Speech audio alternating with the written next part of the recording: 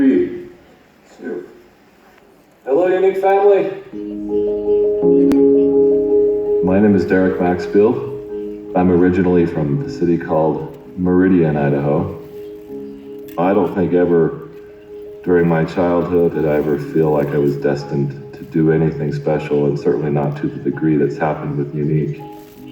I actually spent most of my life feeling like a nobody from nowhere. Because I came from a small community, I had to take a really good look at my life and do a lot of soul searching to figure out what I can offer and what I do have to contribute. I met Shalane at church, of all places. She really allowed me to spread my wings and didn't hold me back. And I fell in love with her, and with that, 3 months later we were engaged. We went to stay with my parents for the summer. And that's when all of my health challenges started, and I found out that I had leukemia. It was just 5.5 months after we got married. It kind of gives you a perspective of how fragile life really is and how instantly it can be changed. After only my first round of chemotherapy, there came a patient onto the floor, and I stopped by and I met Greg Johnston. He was a cowboy from Vernal, Utah. We formed a bond really quickly because I was his source of knowledge to know what he was about to go through. We both like took results for this one. And Mentos. But he reacted to the treatments in a completely different way than I did. I started to accept that he wasn't going to make it. He would ask about my faith and what I wanted to do with my life after I was out of the hospital. The last time that I ever saw him, I came back to the hospital for my first checkup, and Greg was back in the ICU. I went into the ICU and I knelt down by his bed, and so I grabbed his hand and I said, "Greg, I want you to make it back up to the floor one more time." And he squeezed it back and he said, "Derek, it's okay." But he asked me to live for us both and to do something great with my life. I accepted it that day, but I had no idea how I would do that. He passed away soon after that. The thought of needing and wanting to do something great with my life, I think I had convinced myself that I had a long life ahead of me. It just wasn't possible for me right then. I got a job with a company here in Utah. They had a little basketball team, and we would go play every day for our lunch break. I came down, cracked skulls with the guy who I was guarding at the time, and we drove, of all places, to the same hospital where I had had all my treatments just a few years prior. I was in surgery for 5.5 hours. For the reasons that are only known to God, they put me in room 522, which was Greg's room.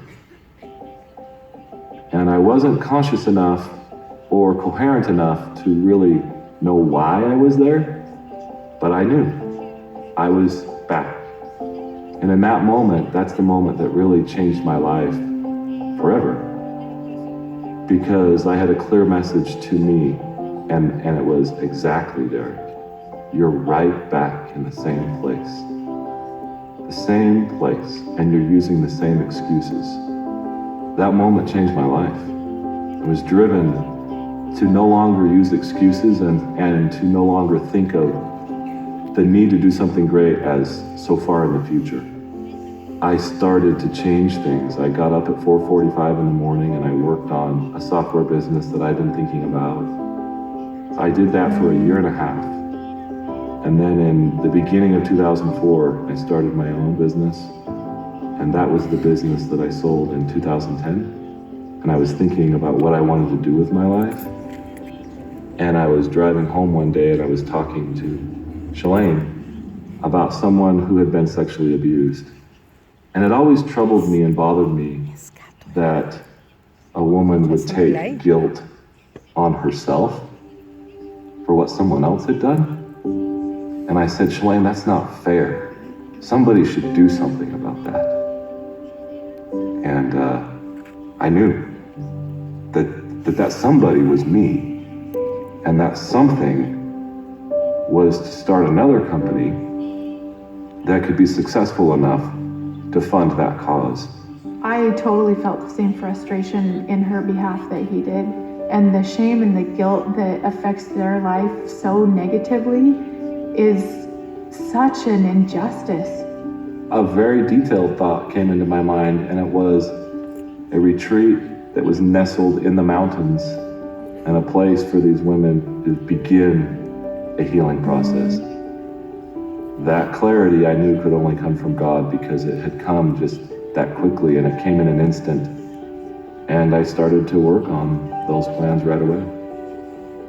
I don't think that we could have even imagined what needed to be done. We were just focused on what we could do, and it has become more than we ever imagined it could be. We're trying to reach all of them through a message of hope, and a message that this is not your fault, and to have a chance for them to reclaim the hope that was lost and perhaps taken from them. We've had approximately 1,800 women come through the retreat. I see faces every time I hear the number. It's Sarah, and it's Heather, and it's Heidi, and it's Amanda. It's